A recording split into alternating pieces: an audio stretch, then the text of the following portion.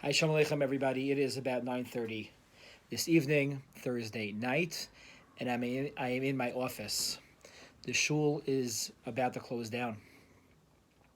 As of Friday morning, all of the shuls in Bergen County will be closed for the next week as we reassess the situation, which is ever changing so rapidly from minute to minute in Bergen County. And I thought I would come back here to give the shir to leave the place, leave the shul with some Torah. So I'd like to give a shir and learn something from the parsha, and hopefully during this very challenging and tumultuous time, which I hope really I don't repeat myself too much. I have a lot on my mind. That's number one. I hope everybody's healthy, everybody's safe. I'm sure that it's been a crazy day and hectic for so many people. Approaching this new normal lifestyle. I'm adjusting myself to my children learning from home. I thought I wasn't homeschooling my children. I sent them to school. And it is challenging. I think it's important to have some humor here, joke around, and it is a way that we cope and we get by. So I'd like to learn a little bit from the Parsha. It's really, I would say, one of the most challenging, if not the most challenging parsha in the whole Torah. Chet Egel. The Jewish people, just so to speak, married a Kadosh Baruch Hu. They connected to Kadosh Baruch Hu Matan Torah, and then one mistake. They're frantic, nervous, and all of that led to an extreme decision. An extreme decision. And we daven. The decisions that we make in life are not extreme, are not just on the whim based on how we're feeling today. And in a way, that's like what the Jewish people, Klal Yisrael, did with Chet Egel. We don't see Moshe, like that's the way we learn as children. Moshe's, where is he? He's done. He's dead. He's gone. We need to find a replacement for him. And in a moment, Klal Yisrael, they were so high, so holy, and now they lost it all. Chet Egel, they with someone else. Oved Avodah Zarah. Chazal say that Chet Egel is a sin that we can never go back on. We're still failing. We're still paying for it. Getting a chumash out over here. And I'd like to focus now in the repair mode, right? As this relationship was breached and broken between Klal Yisrael and Kadosh Baruch Hu, Moshe serves as the go-between, as the one that davens and beseeches the Kadosh Baruch Hu on behalf of the Jewish people, on behalf of his children, on his flock. And there's a lot of lessons here of leadership, which is something which is very much on my mind. Lessons of big decisions. Some of them in this parsha were mistakes, and some of them were not.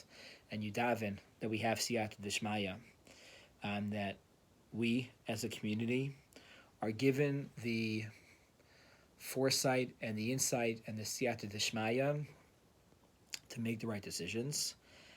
This morning when I made the announcements to my shul in one of the minyanim that we are going to close down, I started crying because I really never felt that I would ever have to announce that in a shul. In all of my years of training, in my smicha, in my years in the kollel, in my years as an assistant rabbi, as an associate rabbi, did I ever consider that I would, in my first year as becoming a rabbi of a shul, in 7-8 months in, I would be announcing that tomorrow morning we will not have minyan. Please bring home your talis and tefillin and daven at home. And that would be, I can never imagine. And these are unique times. They're precarious. And these are times that are unprecedented in American history, American Jewish history. Let's look here. If you have a chumash, I'm going to send out the source sheets. But Perek Lamed Daled pasuk tes is a fascinating pasuk, and we're really just going to focus on one pasuk today. So after Kadosh Baruch Hu tells Moshe, and this is the pasuk that we read every single time at Sibor. After HaKadosh Baruch Hu tells Moshe Rabbeinu, you know what? I'm going to forgive you. And this is the secret sauce.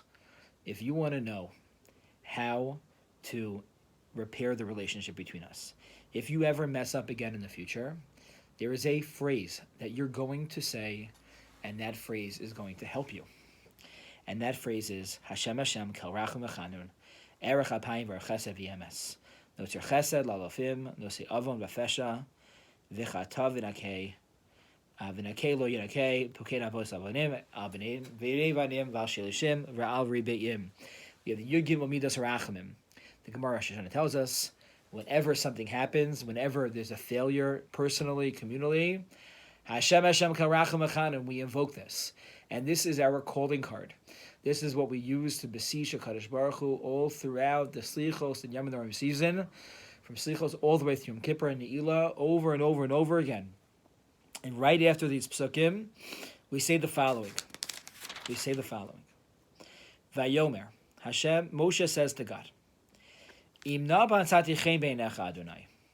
if you have found favor in my eyes, meaning you've agreed to me that you're no longer going to destroy the Jewish people, Yelech Adonai b'kirbenu. Please, Hashem, be amongst us. Walk amongst us again. Please, we need you to be amongst us. We need to see you. We need to appreciate you. We need to recognize you.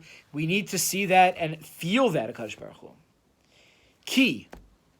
Why? Because, right? God, forgive us. Why forgive us?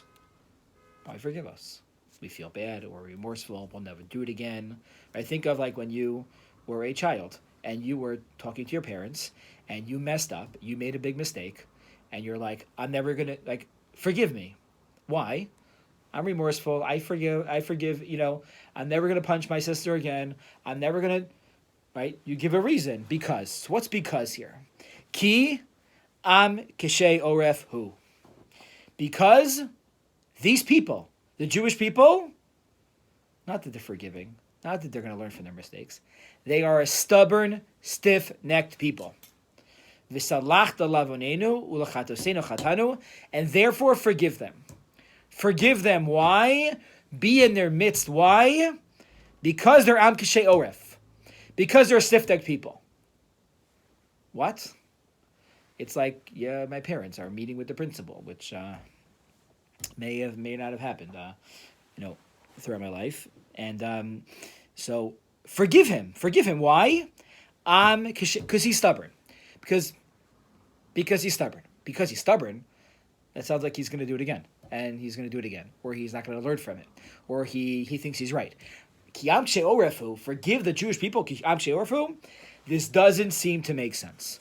What do the Mefarshim say over here? So I'd like to share with you 3 interpretations of this pasuk, and I think hopefully we'll learn something very inspiring from this message. Says the Ibn Ezra. The Ibn Ezra quotes one of his Rebbeim, Rebbe Marinus. I don't know who that is historically. I'm happy if someone could tell me who that is. Ki. Ki usually means because. The Ibn Ezra writes here, Ki does not mean because over here. What does it mean? Af alpi.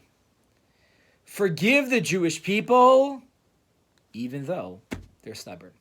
Even though they're going to mess up again. Even though there is going to be another Chet Egel, maybe moment. The Meraglim, right? It's going to happen again. Af alpi, that they're going to they have this midah, God, just forgive them. Because they're not going to change. Not going to change. Forgive them anyway. Meaning at this moment, Moshe's not giving them a reason why you should forgive them, but he's saying, forgive them anyway.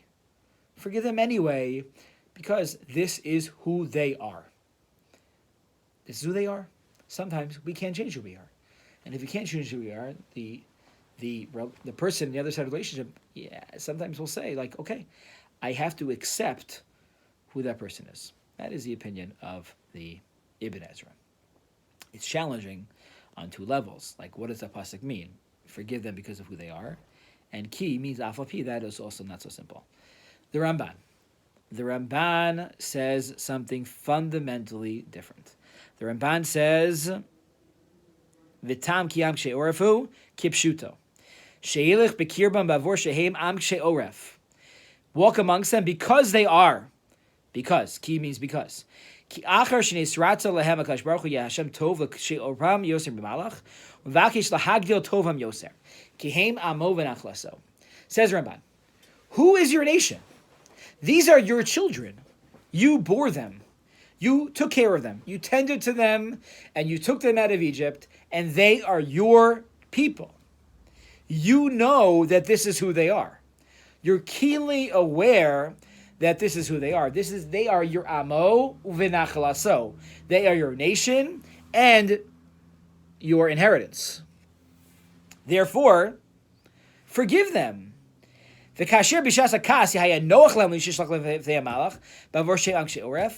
Right? It could be Hashem, Moshe saying, you could send them and not send you to be with them, but someone else, maybe a malach, could walk amongst them, whatever that means. But you know that they will do better with you. When you're with them, they're going to be better. It's going to be, because you know who they are, if you are amongst them, Kadosh Baruch Hu, they're better off. They are better off with you because they have this midah. And you know they have this midah because you, so to speak, bore them. You raise them. They're your people. They're your children. Therefore, you know this. So we have two interpretations. Ki am she'oref. Ki doesn't mean, even though they are. Or, they need you because of this. Otherwise, they're going to fall again. But I'd like to share with you a third interpretation, which is really brought to the fore by Rav Shimshon Riffel Hirsch, but it's expressed in different ways. I'd like to share with you first the Medrash in Parshat Ki Tisa. The Medrash says that there are three different things in the world that are chatzufim, that are chutzpah, that are chutzpahdik. In the Chaya kingdom, in the animal kingdom, who's the most chutzpahdik animal? It's the kelev, the dog. I don't know why, but that's what the Medrash says. In Oaf, when it comes to the fowl, a tarnagal, a rooster, is the most mechutzaf. And amongst Klal Yisrael, amongst the whole world, amongst the people, which nation? United Nations, right? Who's the most stubborn of the United Nations? Who is it? Says the Medrash, Yisrael. The Jewish people are so chutzpahdik, right? Amar Yitzchak Bar Radifa b'Shem Rabbi Ami. He says, how does this play out that they're so chutzpahdik? So you would say because they cut you in line. You would say because they try to find ways, whatever. I'm not even going to go there, right? They're chutzpahdik. So it says, no. You think Ata Savor Rav Yitzchak Bar Radifa says because this is a ganai. So this is something negative, bad, that we're describing the Jewish people. No, ve'enu elo l'shivchan. This is something that is beautiful. Because in the future, the Jewish people are going to be challenged. O Yehudi, O Tzaluf. Will they become Jewish? Right? Will they remain Jewish? Right? Think of the pogroms that have happened throughout Jewish history. The cross, or maintain your Judaism. And how many people, because of the chutzpah that we had, they chose to be Jewish. They chose Yiddishkeit. And Rav Hirsch says something so amazing. He says, Ki am kshe'orefil. Hashem, you want a people, you want a nation that has this midah of stubbornness or stiff-necked, because he writes, precisely because they are a stiff-necked people, God should be in their midst. Why? Because this is what's going to keep them from going. They are going to continue to grow and continue no matter what bump they have in the road or challenge that hits them and attacks them and challenges who they are in their very essence of who they are in their being. Am Kshe Oref is this midah that's going to tell the Jewish people that we must go on. Not only are we going to survive, we're going to thrive in every situation that we are put in. And Hashem says, Moshe says to Hashem, you know they have this midah. This is something that is suitable for them, right? This is Rav Hirsch's language, that's going to keep them growing and not let anything knock them down throughout history. Amazing. Shimon Peres, right? Prime Minister, President of Israel. he writes something amazing. They asked him, what was the Jewish people's greatest contribution to history? What were the greatest contribution to history? What does he say? Dissatisfaction. We're a nation born to be discontented. Whatever exists, we believe can be changed for the better. And that's this midah of am kishei oref. This midah of stiff-necked. This midah of saying, we can do more. We're going to get knocked down. This is going to make us even greater. This is going to make us even stronger. The Chovas HaTalmidim said so beautifully, which is written by Rav Klonos Kalman Shapiro, the Rav of the Warsaw Ghetto, the Eish Kodesh. He writes in a Sefer Chovas HaTalmidim that sometimes we'll see children, right? We'll see children that are so stubborn. And you'll say, they got to get rid of this. They will not eat their vegetables, or, you beg them, you push them, they are sticking with their guns. They're in action. Whatever, it's what they want, and they won't change. They won't change. And it's like every dinner table is like World War III, right? And we all know people like this, right? But he says that this midah is so great because this could change and develop as they get older and mature into something that makes them am kshei oref, that makes them somebody that is, nothing's going to knock them down if they are steadfast, if they are determined. Right? Think of people that are determined. That's like this midah of akshanas. Because the Jewish people are determined. The Jewish people are people that we're not going to let something knock us down. We're going to take that and we're going to make it into something. Right? We're going to make the startup nation. That's where the quote came from. We're going to, and I think that as we approach a very challenging Shabbos and a very challenging times for really the entire world, we have to, as we are cramped up, many of us in our own homes, and we are limiting the amount of interactions that we have with the outside world, which is very, very challenging. We have to look for it as an opportunity to grow, an opportunity to use this to make it into something greater, to focus more on the family, right? Focus on what really is important in life, and the importance of, we do have more time for learning a little bit more right now. We do have more time to spend with if we're blessed with children, to spend with our children, to spend with our spouses, to make phone calls to people that we won't, we haven't had time to. Maybe this slowing down of life, maybe today was very crazy, but it's, for the next few days, it's, I think, going to get a little bit slower as the things that we want to get off our list are gone, and we cook for Shabbos, it's going to slow down. And it's going to slow down, and it could be a tremendous Shabbos, a tremendous opportunity to really grow over Shabbos and really connect with people in a very deep and profound way. In the waning moments of closing the doors of the shul, which is really not easy and very, very difficult for myself and my colleagues, and I think for the entire community, because we really live and love basic Knesset. We love shul, we love communal life, we love connecting, and I think we all look forward to it, and it's going to be something that is tremendously missing. But we have to replace that void, and harness that and channel that to, spending time with the people that we love, spending time that are closest to us in a stress-free environment as much as possible, and use that midah of am kishei oref, that midah of determination, that midah of nothing's going to get us down. We're going to grow, and I wish everyone a wonderful Shabbos.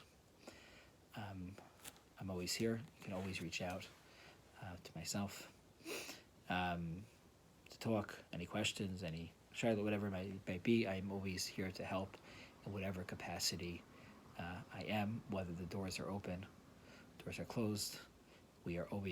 Our connections are always available. Wish everyone Shabbat Shalom.